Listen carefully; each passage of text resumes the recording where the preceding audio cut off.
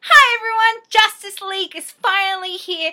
I was so excited to go see it. Basically every time the trailer played, I was so excited. So when it finally came out, I was just pumped to go see it.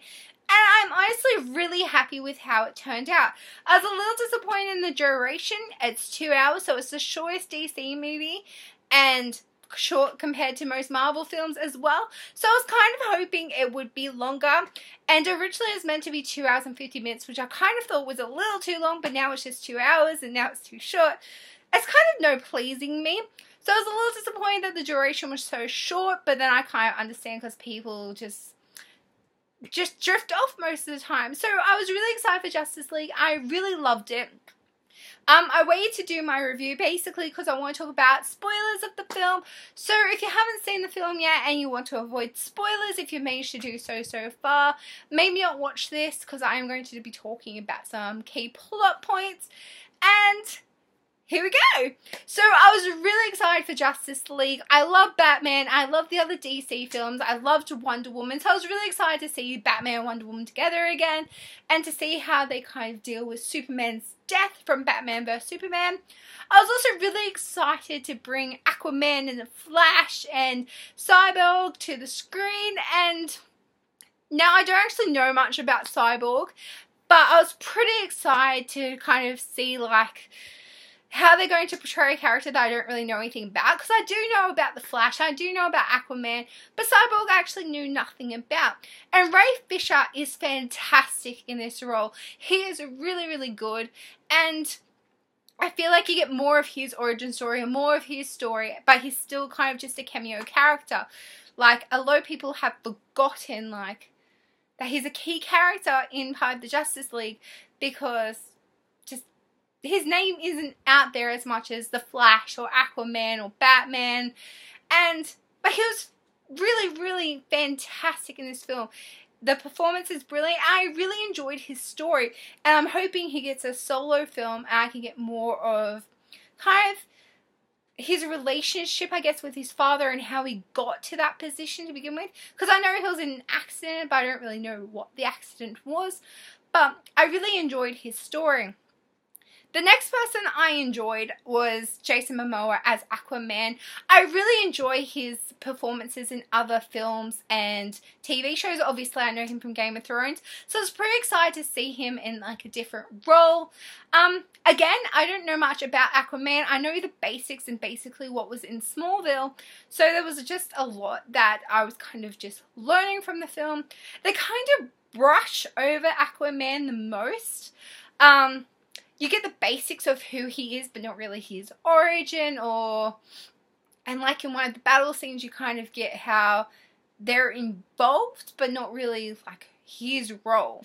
So I really enjoyed his performance. It was pretty funny, especially towards Batman, kind of making fun of him dressing as a bat. So I kind of liked his humor in the role, but I feel like they definitely could have done more with him.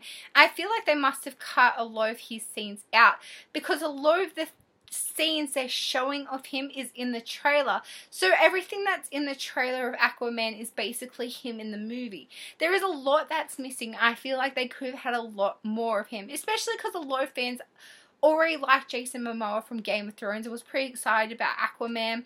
So I feel like they've just kind of taken a step back to play it safe, but really it wasn't necessary. Another person that really stood out for me that I was kind of iffy about originally is Ezra Miller as the Flash. Now, a lot of people, he did cop flack and so did the movie because a lot of people wanted the same actor from the TV show to be in the movie. But Ezra Miller is so fantastic in this role. He is funny and charming, and they just do such a brilliant kind of way of this. He's such a young kid. He doesn't really know like what to do, how to save people.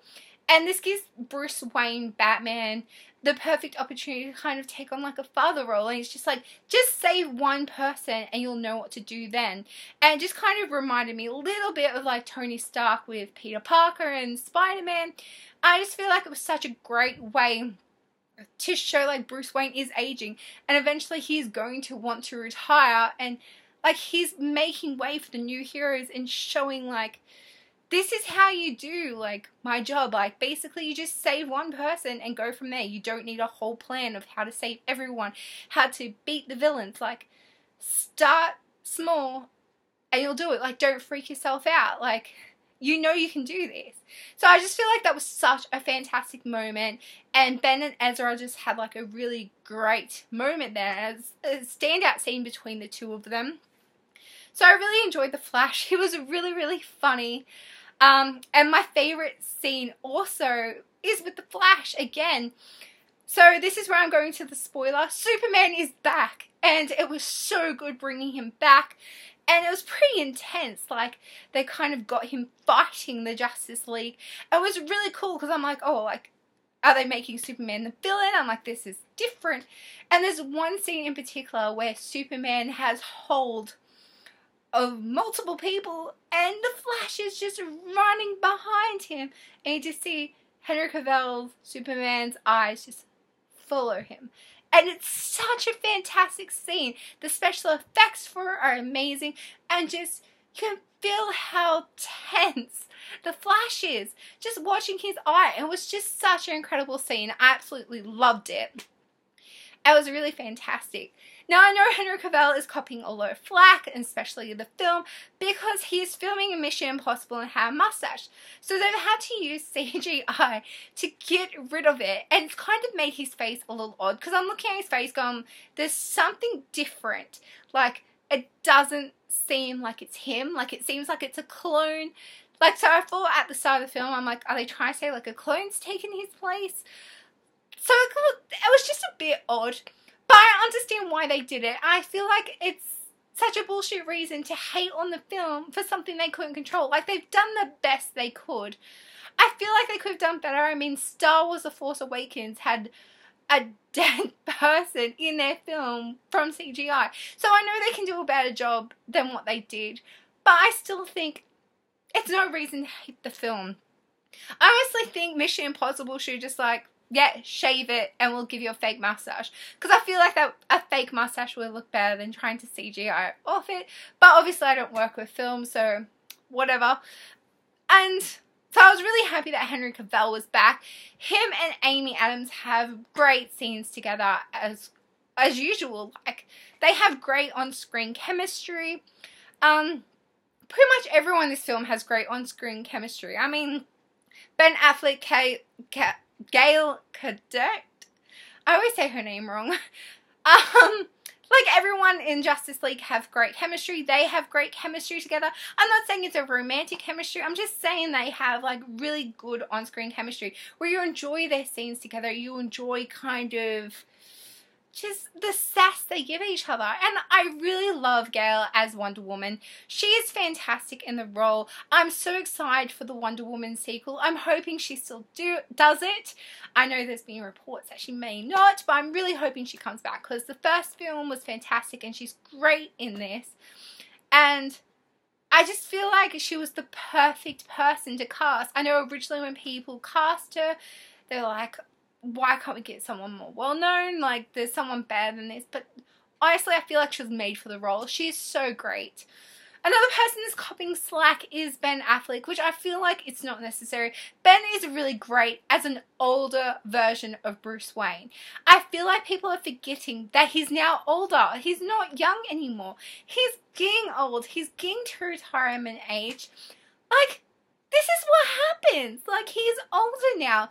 So, of course, he's going to look bored and tired throughout the film because he is old and tired. Like, he's sore. He's like, out of all these years, nothing has changed. People still suck. And Ben Affleck is doing such a fantastic job. And I love him as Batman. And I just hate all the slack he's getting.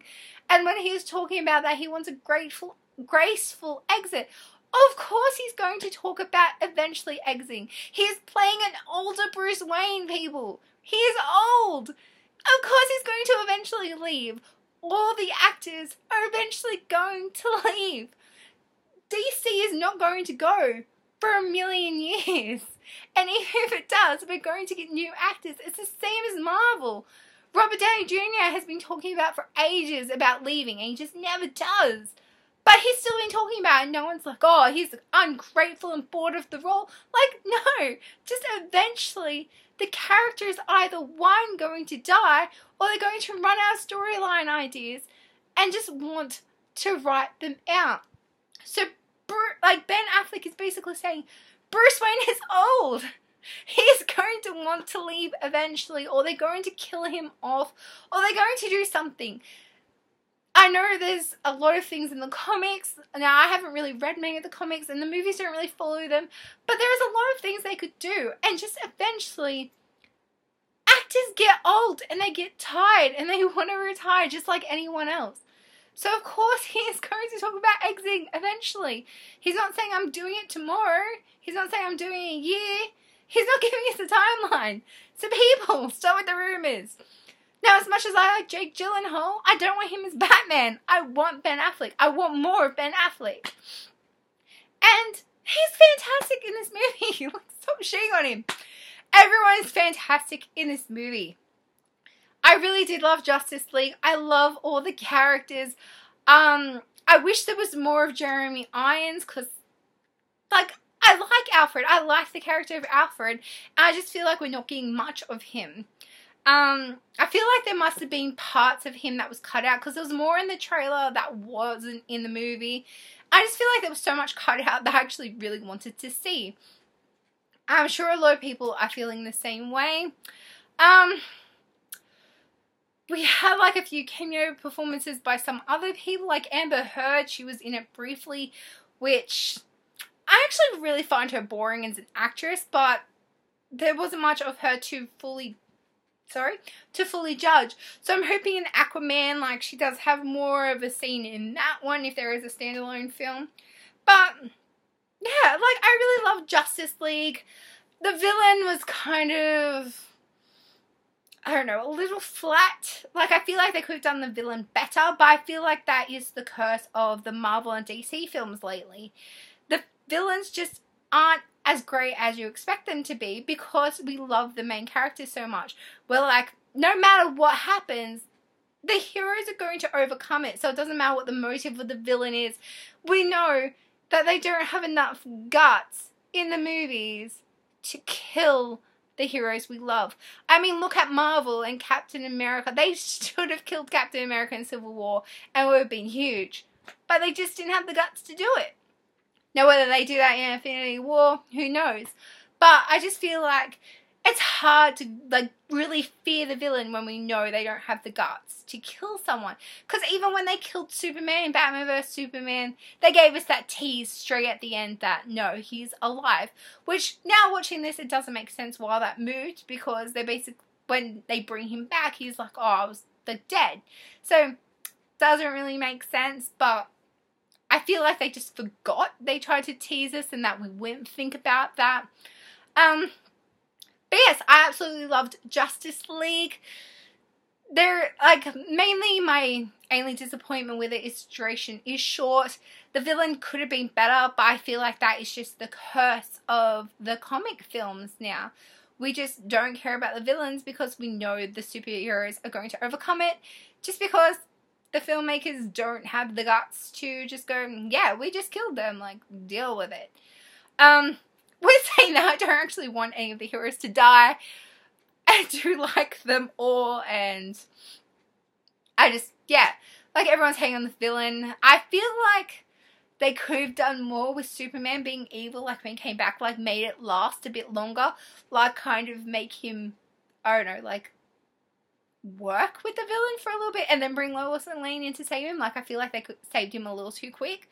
Like, I feel like that would be more interesting, but then at the same time, I feel like a lot of people would hate it. So, like, it's a really, like, it's a hard line to cross, especially with DC, because I feel like a lot of people hate DC because it's more serious, and this one's actually more funny, and then I feel like some people are hating on it because it's funnier than usual, and they're like, oh, why isn't it darker?